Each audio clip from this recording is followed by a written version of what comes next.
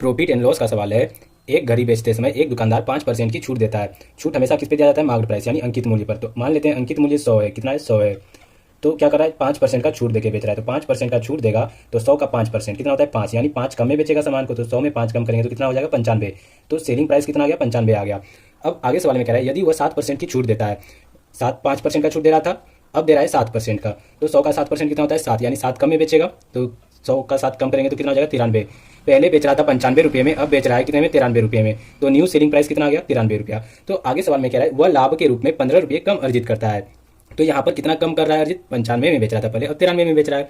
तो उसको लाभ जो हुआ क्या हो गया? 2 यूनिट कम लाभ हुआ। लेकिन सवाल में कह रहा है 15 रुपये कम अर्जित करता है। तो 2 यूनिट का वैल्यू कितना हो गया? 15 हो गया। तो 2 से क्या करना होगा? 15 में भाग देना होगा। सवाल में कह रहा है निकाले घड़ी का अंकित मूल्य क्या है। तो घड़ी का अंकित मूल्य कितना है? मार्केट प्राइस कितना माने? 100 यूनिट। तो 100 से क्या करना होगा? गुना करना होगा। 2 से 100 कट जाएगा 50 बार में। 15 गुना 50 करेंगे तो कितना हो जाएगा?